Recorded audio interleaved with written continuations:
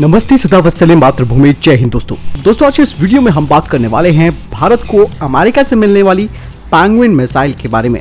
ये मिसाइल बेहद खतरनाक है और ये मिसाइल भारत की नौसेना को एक मजबूत बढ़त भी देगी।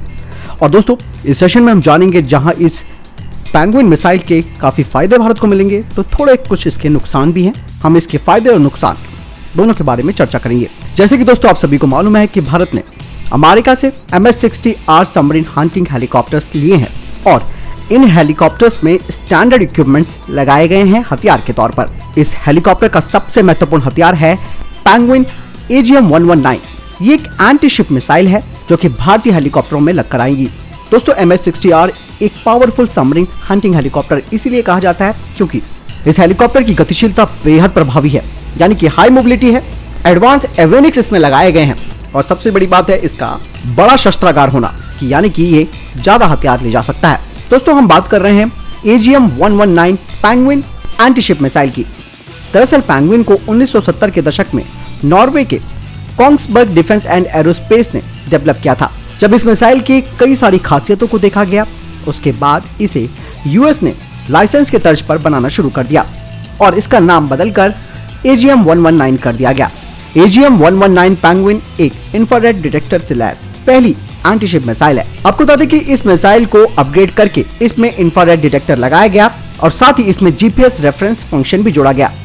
यही नहीं, इसके अलावा इसमें एक नई जनरेशन का इंजन भी लगाया गया और विशेष रूप से प्रदर्शन करने में सक्षम कंप्यूटर और डिजिटल संकेतों को संसाधित करने के इक्विपमेंट्स लगाए गए।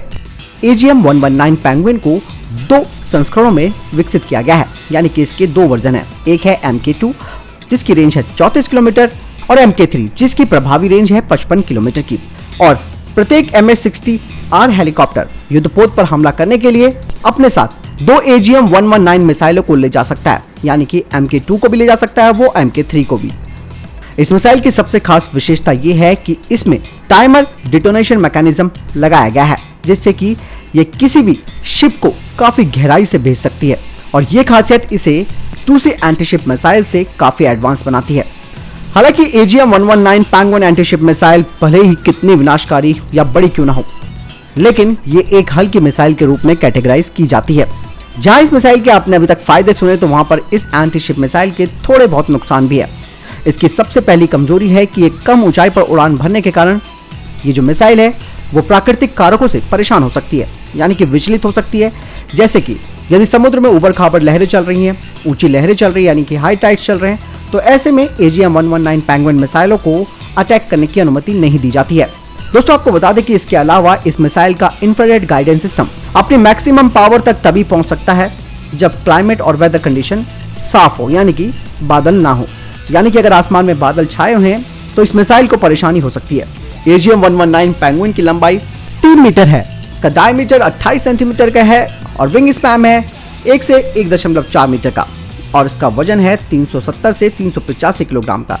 डिपेंड करता है कि वर्जन कौन सा है, यानी कि MK2 है या फिर MK3। यही नहीं, AGM-119 पेंगुइन मिसाइल अपने साथ 120 से 130 किलोग्राम की वॉरहेड ले जा सकती है, जिसमें कि एक शक्तिशाली विस्फोटक होता है जो पूरी तरह से लक्ष्य को खत्म कर देता है।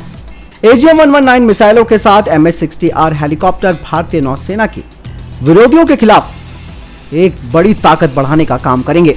इसीलिए भारत ने 24 MS-60R सबमरीन हंटिंग हेलीकॉप्टर का सौदा अमेरिका से किया है और जिनमें से 2 भारतीय नौसेना को मिल चुके हैं और ये आने वाले कुछ दिनों में भारत पहुंच जाएंगे। यानी कि दोस्तों अगर भारत कोई हथियार खरीदता भी है तो सोच समझ कर खरीदता है। जब तक किसी हथियार की परफॉर्मेंस को भारत अच्छी तरीके से नहीं जांच लेता, उसका कंपैरिजन नहीं कर लेता, तब तक भारत उन हथियारों को नहीं लेता। उदाहरण के लिए रशिया से भारत ने S-400 डिफेंस सिस्टम लिया है क्योंकि उसके बराबर दुनिया का कोई दूसरा एयर डिफेंस सिस्टम नहीं है जो उसका मुकाबला कर सके। ऐसे में भारत ने अपाचे हेलीकॉप्टर लिए, ये भी दुनिया के सबसे घातक अटैक हेलीकॉप्टर माने जाते हैं। तो भारत अपने हथियारों को सिलेक्टेड मोड में लेता है। आपको क्या लगता है दोस्तों? आप कमेंट सेक्शन में लिखकर जरूर बताएं। मिलता हूं नए वीडियो के साथ, ख्याल रखिएगा अपना। नमस्कार, जय हिंद, जय भारत।